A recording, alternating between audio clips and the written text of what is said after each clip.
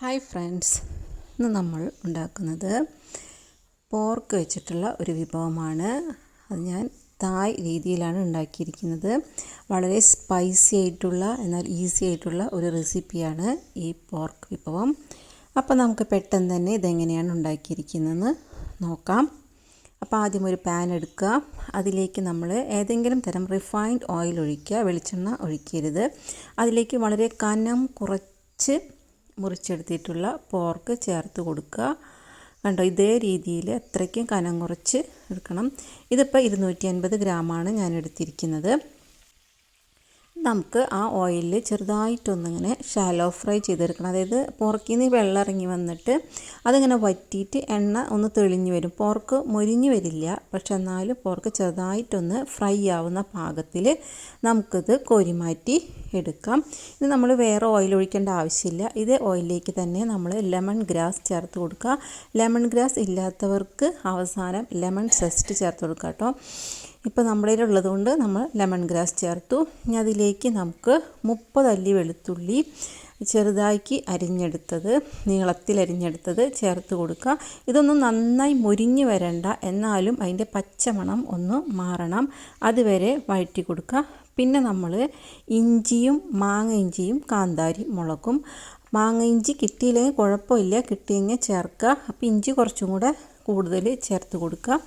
ഞാൻ എല്ലാതും ഓരോ ഇഞ്ച് നീളത്തിലുള്ള പീസാണ് എടുത്തിരിക്കുന്നത്.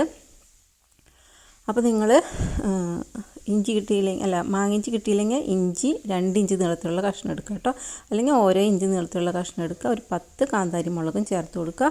അതും ഒന്ന് പച്ചമണം മാറി വരുമ്പോൾ നമുക്ക് 2 സവോള കനം കുറച്ചരിഞ്ഞത് ചേർത്ത് കൊടുക്കുക. അതിലേക്ക് തായ് റെഡ് ചില്ലിയാണിത്. ഇത് കിട്ടിയില്ലെങ്കിൽ കുഴപ്പമില്ല. അപ്പോൾ നമ്മൾ കുറച്ച് വിനീഗർ ആഡ് ചെയ്യണം. പിന്നെ നമ്മുടെ പച്ചമുളക് ചേർക്കുന്നുണ്ടല്ലോ, കാന്താരി മുളക് ചേർക്കുന്നുണ്ട്. അല്ലെങ്കിൽ കാന്താരി മുളക് ഇല്ലാത്തവർ സാധാരണ പച്ചമുളക് ചേർക്കുക. ഇതൊക്കെയെന്ന് പറഞ്ഞാൽ നമ്മൾ തായ് രീതിയിൽ ചെയ്യുമ്പോൾ അതിൻ്റെ ഫ്ലേവർ ഈ കറിക്ക് കിട്ടാൻ വേണ്ടിയിട്ടാണ് നമ്മൾ ഇതുതന്നെ ചേർക്കുന്നത്. അല്ലെങ്കിൽ വിനാഗിരിയിൽ ഇട്ടിട്ടുള്ള പച്ചമുളക് നിങ്ങളുടെ കയ്യിലുണ്ടെങ്കിൽ അത് ചേർത്ത് കൊടുക്കുക. അപ്പോൾ ഞാനിപ്പോൾ ഒരു 5 6 പച്ചമുളക് ചേർത്ത് കൊടുക്കാം. അതിന് ശേഷം നമ്മൾ ഷാലോ ഫ്രൈ ചെയ്ത് വെച്ചിരിക്കുന്ന പോർക്ക് ചേർത്ത് വീണ്ടും ഈ മസാലകളൊക്കെ ഇതിലൊന്ന് പിടിക്കാൻ വേണ്ടിയിട്ട് നമ്മൾ കുറച്ച് നേരം ഒന്ന് വീണ്ടും വഴറ്റി കൊടുക്കുക. ഇത് വേവാൻ കുറച്ച് സമയം എടുക്കുന്നതാണ് പോർക്ക്. അപ്പോൾ അതുകൊണ്ട് നമ്മൾ ഈ രീതിയിലൊക്കെ വേണം. അതിന് പല രീതിയിൽ ഇളക്കി വരുമ്പോൾ നമുക്ക് പെട്ടെന്ന് വേവിച്ചെടുക്കാൻ പറ്റും.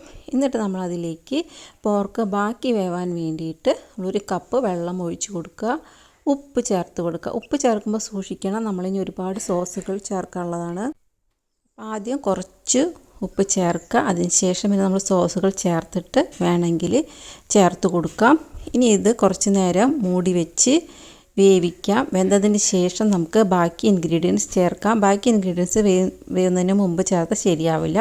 അപ്പോൾ നമുക്ക് വേവാൻ വേണ്ടി വെയിറ്റ് ഏകദേശം ഒരു അരമണിക്കൂർ സമയം വേണം ഇത് വെന്ത് കിട്ടാനായിട്ട്. കുക്കറിലൊന്നും ഇടരുത്, ഇതേ രീതിയിൽ തന്നെ അത് വെന്ത് വരണം, അതാണ് ടേസ്റ്റ്.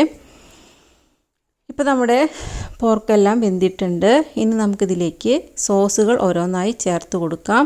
അപ്പോൾ നമുക്ക് വേണ്ട സോസ് എന്ന് പറഞ്ഞെങ്കിൽ ഓയിസ്റ്റർ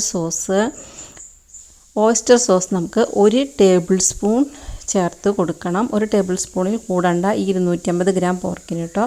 പിന്നെ നമുക്ക് ചേർക്കണം ഡാർക്ക് സോയാ സോസ്, അതും 1 ടേബിൾ സ്പൂൺ ചേർക്കണം. നിങ്ങളുടെ ലൈറ്റ് സോയാ സോസ് ആണെങ്കിൽ 2 ടേബിൾ സ്പൂൺ ചേർക്കുക. പിന്നെ നമ്മൾ തായ് ചില്ലി ഗാർലിക് സോസ് ചേർക്കുക, അതും 1 ടേബിൾ സ്പൂൺ. എല്ലാ സോസുകളും 1 ടേബിൾ സ്പൂണാണ് ചേർക്കേണ്ടത്.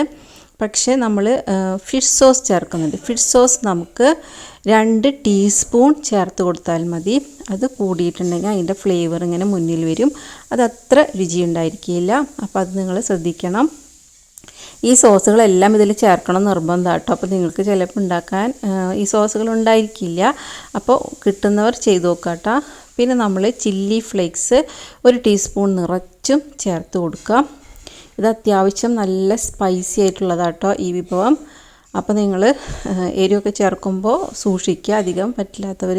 നമ്മൾ അവസാനം വീണ്ടും കുറച്ചുകൂടെ തായ് ബേർഡ്സ് ഐ ചില്ലി ചേർക്കുന്നുണ്ട്.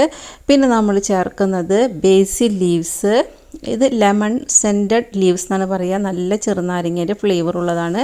പിന്നെ ഞാനിത് ശരിക്കും പറഞ്ഞാൽ തായിലില്ല, റോസ്മേരി ഒരു ഫ്ലേവറിന് വേണ്ടിയിട്ട് ചേർത്ത് കൊടുക്കുന്നുണ്ട്. അപ്പോൾ ഇതെല്ലാം നമ്മളിതിലേക്ക് ചേർത്ത് കൊടുക്കുക. അപ്പോൾ ഈ ലെമൺ സെൻറ്റഡ് ലീവ്സും ലെമൺ ഗ്രാസും ഒന്നും ഇല്ലാത്തവർ നമ്മുടെ ചെറുനാരങ്ങയുടെ തൊലിയുടെ മഞ്ഞ ഭാഗം, വെള്ളയല്ല മഞ്ഞ ഭാഗം ഗ്രേറ്റ് ചെയ്തിട്ട് ഇതിലേക്ക് ചേർത്താൽ മതി. നല്ല ഫ്ലേവർ കിട്ടും.